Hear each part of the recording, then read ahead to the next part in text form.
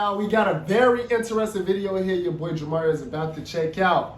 Why Pippen betrayed Michael Jordan. I need to know what's going on with Pippen, Scottie Pippen, by that is, and Michael Jordan, because he been on this rampage lately of just like, I don't want to say like tarnishing Michael Jordan or his name or nothing, but it's like, just like you say, betrayal. Like, and I just been confused on where this betrayal came from. It just really came out of thin air. It's like Scottie Pippen woke up one day and was just like, I don't mess with Michael. Michael don't mess with me. I don't rock with Michael for real. And maybe, who knows? Maybe he always felt like this. You never know, man. Comment down below if you know more in depth of their situation. But let's see how they explains everything, if this explains everything on why Scottie Pippen betrayed Michael Jordan. Let's see what's going on between Scottie and Jordan, man. When Michael Jordan was inducted into Wait, hold on. Hey, why is my speaker not working today? Turn it off, man. Just shut it off. If you're not gonna work, you could go off. Okay, let's go. That Michael Jordan would be as successful without you. No. When Michael Jordan was inducted into the Basketball Hall of Fame in 2009, the first person he acknowledged and thanked was Scottie Pippen. In all the videos, you never just saw me. You saw Scottie Pippen. Every championship I won. Making it clear Facts. that he understood the importance of his longtime teammate. Exactly. Their connection was undeniable, denying every rumor of their fight and feud. The following year, when Pippen received his own Hall of Fame induction, it was Jordan who had the honor of presenting him. The moment was a full circle tribute to one of the most dominant duos in NBA history. For decades, their relationship seemed solid, while Jordan was known for his intense leadership, often pushing his teammates to the limit, even getting into physical altercations like the infamous punch he threw at Steve Kerr. Pippen was viewed as a more even-keeled, supportive presence. He was the perfect complementary star, capable of handling both ends of the court and making life easier for Jordan. Facts. But everything changed in 2020. As the world came to a standstill due to the COVID-19 pandemic, basketball fans were desperate for something to watch.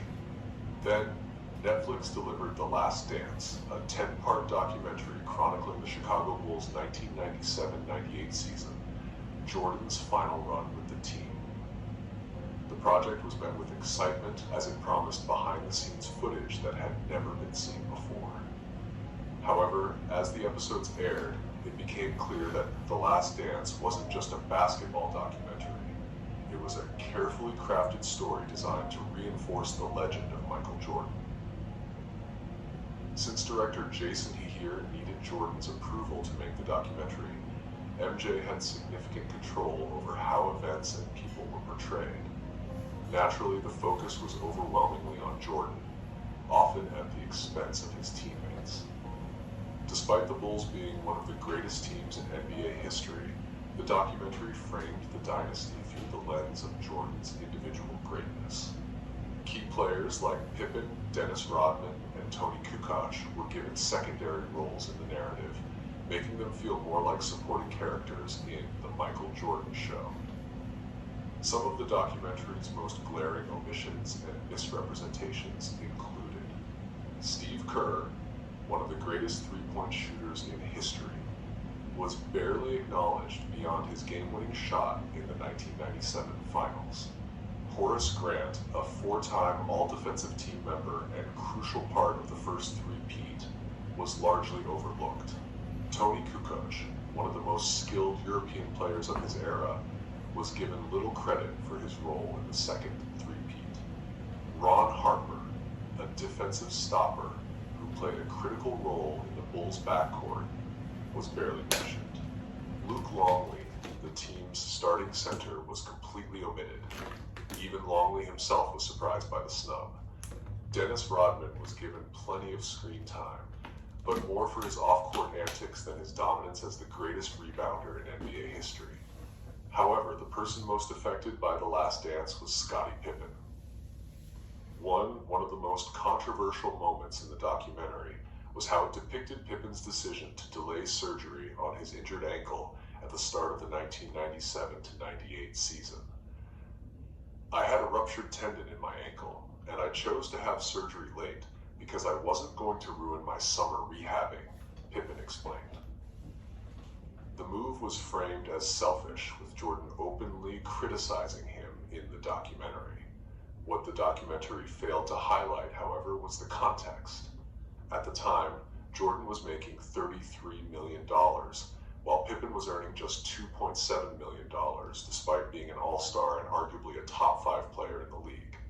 Pippen had been severely underpaid for years because of a long-term contract he had signed early in his career to provide financial security for his family. Bulls management refused to renegotiate his deal despite his clear value to the team. Pippen's decision to delay surgery was, in part, a protest against the front office's refusal to pay him what he was worth.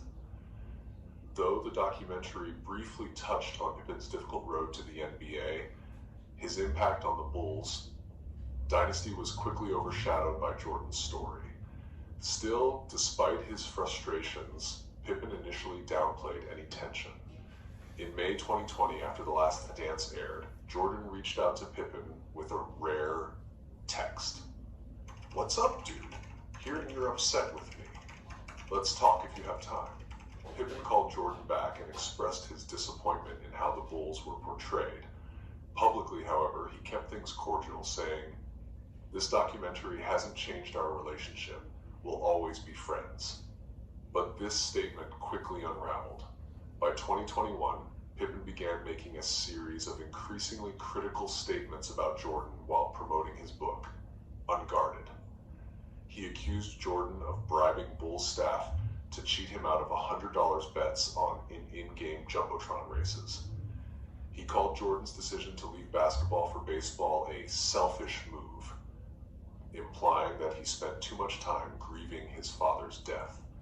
He dismissed Jordan's legendary flu game, arguing, To say somebody spent too much time grieving their parent death is insane.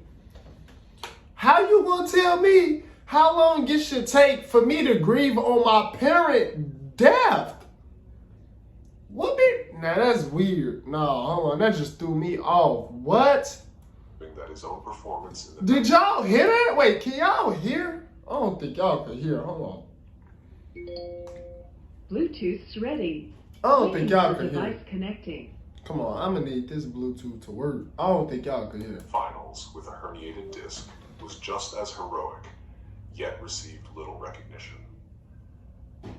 He completely flipped his stance on the LeBron versus Jordan debate, stating, "I'd go as far as to say Mike ruined basketball. Back in the 80s, teams played together, passing and moving the ball. That stopped in the 90s. Kids wanted to be like Mike, but Mike didn't want to pass, rebound, or defend the best player. He wanted everything done for him. That's why I've always believed LeBron James is the greatest player of all time. He does everything and embodies what basketball is about." Pippen's book also attacked The Last Dance, stating that every episode put Jordan on a pedestal Damn, Bluetooth speaker not working. Throw this man. while treating everyone else as his supporting cast. He was also furious that Jordan was paid $10 million for the documentary, while the rest of the Bulls received nothing. Pippen didn't stop there. During an interview, Oh, I ain't know that. No, man, that's some bullshit. I ain't know that. Hold on. I'm with Pippen on this one. No, I'm with Pippen on this one. You say what now? Jordan got $10 million for that documentary and the rest of the Bulls players and cats got nothing? How did we come up to that agreement? How the fuck did... If I'm Pippen, oh yeah, I'm pissed. If I'm Pippen, I'm pissed. Where's my fucking money for my part in this documentary? He was speaking in that throughout that documentary. His footage was being showed of him too. They were speaking on him too heavy. Stop it. Stop it. Oh yeah. I see where the anger coming in at. They paid Jordan $10 million and gave everybody else nothing, not even a meal. who came up to this agreement? Interview with Dan Patrick, he made headlines by accusing Phil Jackson of racism for choosing Tony Pippen over him for the final shot. Comment down below, bless you. Damn. This stressing me out. I see why Pippen, man. These niggas stressing me out now. In a 1994 playoff game, even former teammates weren't safe. He took shots. Charles Barkley, calling him undedicated and lacking the will to win. Isaiah Thomas, labeling him a dirty player. Despite Pippen's verbal attacks, Jordan remained silent, refusing to engage in a public feud. But if their relationship wasn't already fractured beyond repair, things got even worse in 2022 when Jordan's son, Marcus Jordan, started dating Pippen's ex-wife, Larsa Pippen. For Scottie, it seemed like no matter... Oh yeah, I forgot about that.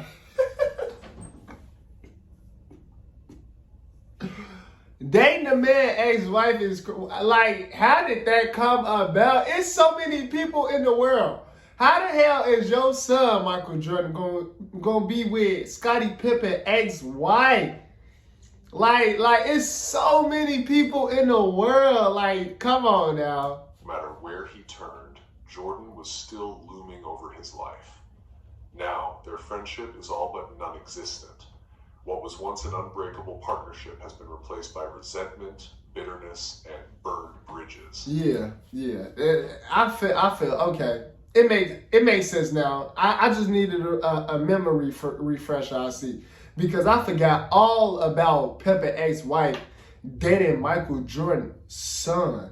I forgot all about that. I promise I did. It makes sense now, though. It definitely makes sense now. I enjoy checking this out with y'all. Let me know if y'all agree with Pippen and the whole... I don't think Pippen betrayed Jordan. I think it was a mutual betrayal. They say Jordan got paid $10 million for that documentary, The Last Dance, and the rest of the Bulls players got paid nothing? They didn't give Scottie Pippen nothing? Oh, hell yeah. No, I see how it is. If I'm Pippen, I'm like, oh, I see how it is. This is equal betrayal. This is not one-sided. It totally makes sense. I'm not gonna lie. In my eyes, it totally makes sense. I can see what Pippen is mad about from his point of view easily now. It makes sense. Y'all let me know, though, what y'all think down in the comments below. If y'all think Pippen betrayed Jordan, let me know. We can debate about that, have a conversation about that. But I feel like the betrayal is on both sides equally. Because if I'm Jordan, I'm telling my son, come on now, what you want this man ex-wife for? Like, what is you dating his ex? Never mind. Hey, hit the like button if y'all enjoy watching this with your boy Jamar, man. Subscribe to the channel if you're new, and I'll see y'all next video.